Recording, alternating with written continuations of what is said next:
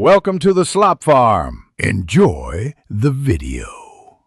You begin by putting the car into a ready state. Make sure the ignition is on so the headlight washer control is powered.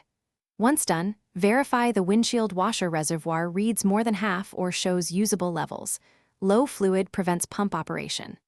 Next, set the headlights to low beam. Many Swifts lock the washer when in high beam.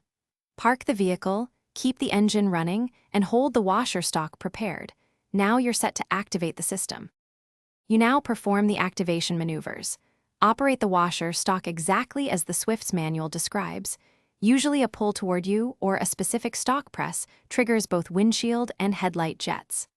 Once done, apply a firm, deliberate motion for about 1 to 2 seconds to engage the pump fully, holding longer wastes fluid. Make sure you hear the pump and observe the fluid jets from the headlight nozzles. If you don't, repeat a controlled attempt to confirm whether spray occurs.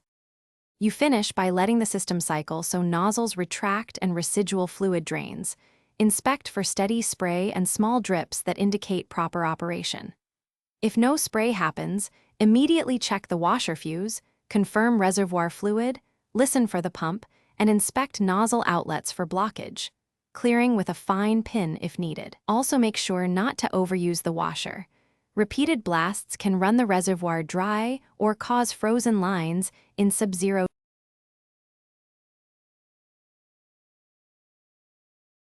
Thanks for watching. Consider subscribing if we helped you today.